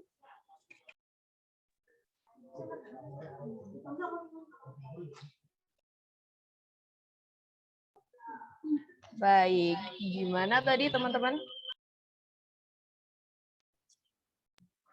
Gimana tadi teman-teman materinya? Menarik banget kan? Tapi sayang sekali karena keterbatasan waktu, pemaparan, dan juga diskusi dicukupkan sampai sini. Oke, sebelum ke acara selanjutnya, ada sesi dokumentasi nih. Jadi untuk teman-teman semuanya bisa menyalakan kembali kameranya. Yuk kita foto bareng narasumber kita yang keren banget hari ini. Ayo teman-teman, mungkin bisa ya dihidupkan dulu kameranya, kita dokumentasi bersama. Ayo nih, mana nih wajah yang ganteng dan cantiknya nih. Oke, Kak PDD udah siap? Oke, saya bantu pandu ya untuk posenya. Untuk slide pertama, 1, 2, 3.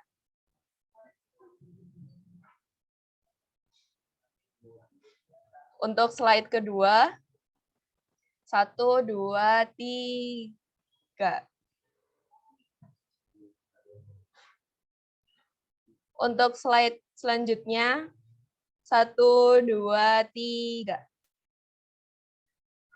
Untuk slide yang terakhir nih, 1, 2, 3. Oke, baik. Terima kasih.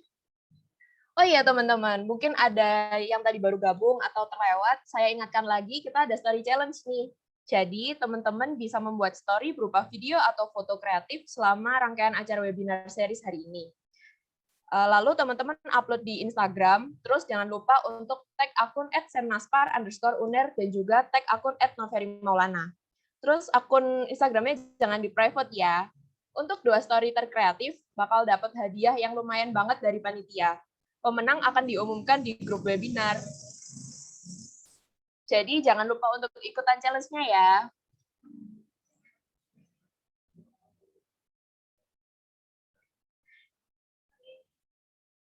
Oke, untuk link absen sudah dibagikan di kolom chat. Jangan lupa segera absen ya teman-teman, karena link absen akan ditutup 3 jam setelah acara nanti.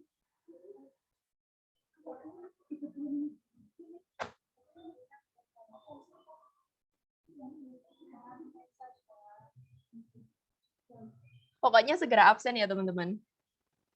Tiba di penghujung acara, saya mewakili panitia mengucapkan terima kasih kepada seluruh pihak yang terlibat hari ini.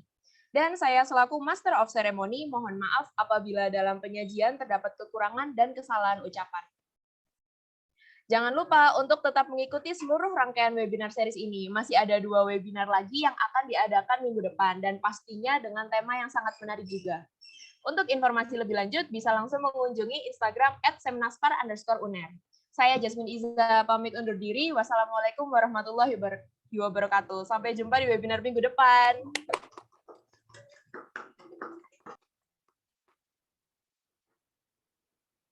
Terima kasih banyak Pak Noveri.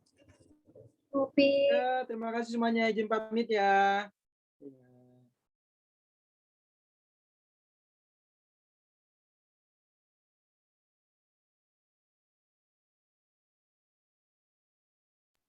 Peserta bisa meninggalkan room Zoom.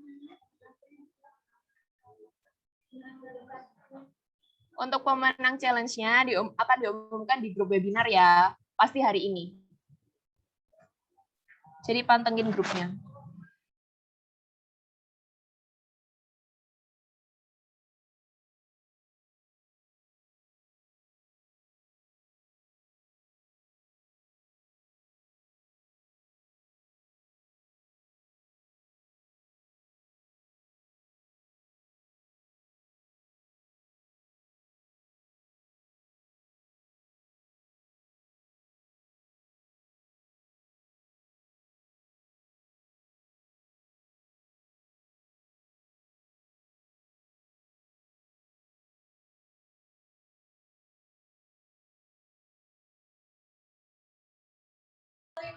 Sebentar ya teman-teman.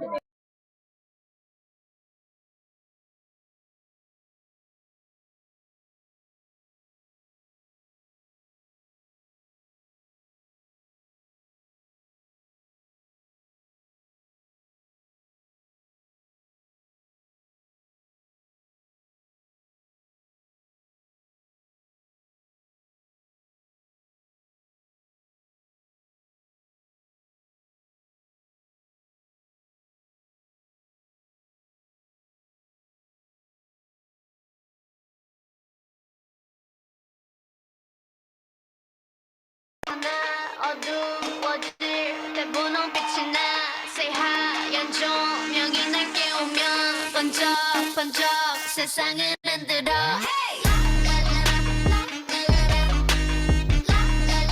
What's my name? What's my name?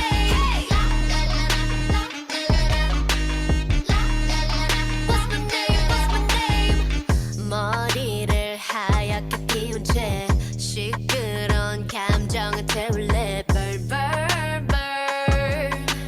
끝은 네 갈증을 해소할 샴페인 셉셉 나를 들이켜 그래도 저 높이 내 발이 빠뜨려 Want you to ring the alarm Iya teman-teman, sebentar ya untuk 이름에다 입 맞춰 Say la, listen, love me, la, listen, love me Call me la, listen, love me, la, listen, love me Oh, 알잖아 attitude 뭐 터져라고 The lightest in the room Just say la, listen, love me, la, listen, love me Call me la, listen, love me, la, listen, love 뭐 터져라고 The lightest in the room Baby get the microphone put it on speaker I said I can't hear you so you need to speak up Put that shit on stereo everyone else on very low protecting like a barrier promise there's nothing scarier than me if anybody coming for my man gotta catch a case gonna be my hand bam bam bam hit after hit the rocks in my wrist so I call them the Flintstones ring the alarm 세상에게 알려 내 이름에다 입 맞춰 say la listen love me la listen love me call me la listen love me la listen love me oh 알잖아 attitude 뭐 터져라고 the lightest in the room just say la listen love me la listen love me call me la listen love me la listen love me oh 알잖아 attitude 뭐 터져라고 the lightest in the room 누구와 또 비교 못해 그래봤자 you can still love me you need some LA 지금 Jangan lupa untuk segera absen ya teman-teman. Kali absen akan dulu 30 menit setelah ini. Jadi jangan telat ya. Untuk formatnya bisa dicoba lagi. 태국에서 한국 거쳐 여기까지 went for the throat Being the greatest of all time in fantasy 새까만 핑크빛 왕관 belongs to we 랄리사 랄리사 랄리사 하늘이 당당해 랄리사 랄리사 랄리사 저들은 날 원해 랄리사 랄리사 랄리사 catch me if you can 랄리사 랄리사 랄리사 랄리사 랄리사 Say la listen love me la listen love me call me la listen love me la listen love me oh 알잖아 attitude 뭐 터져라고 the lightest in the room just say la listen love me la listen love me call me la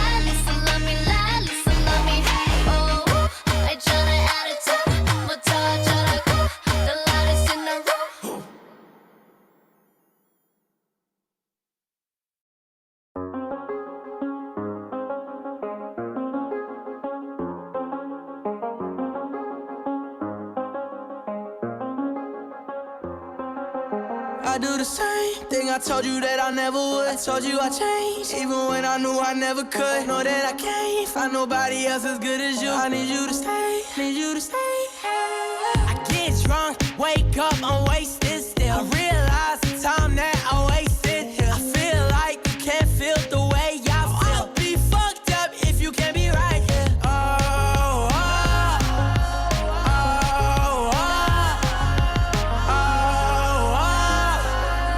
I'll be fucked up if you can't be right here. I do the same thing I told you that I never would. I told you I changed, even when I knew I never could. Know that I can't find nobody else as good as you. I need you to stay, need you to stay.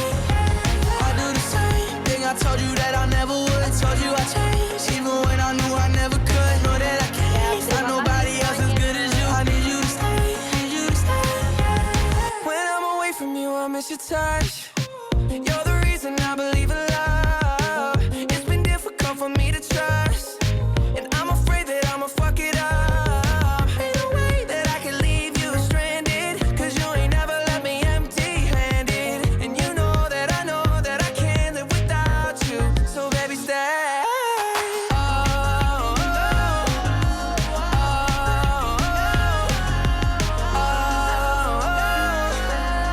I'll be fucked up if you can't be right here. I do the same thing I told you that I never would. I told you I changed, even when I knew I never could. Know that I can't find nobody else as good as you. I need you to stay, need you to stay.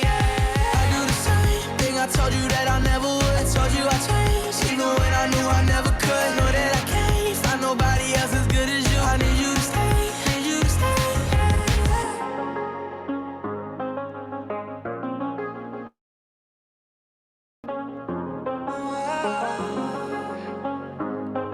I need you to stay, need you to stay.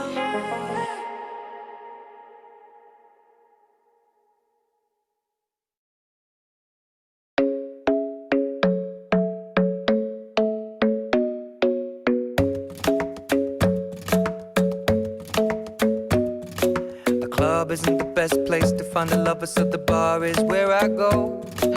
Me and my friends at the table doing shots, tripping fast, and then we talk slow. And you come over and start up a conversation with just me, and trust me, I'll give it a chance. Now take my hand, stop it, and the man on the jukebox, and then we start to dance. And now I'm singing like, girl, you know I want your love. Your love was handmade for somebody like me. Come on now, follow my lead. I may be crazy, don't mind me. Say, boy, let's not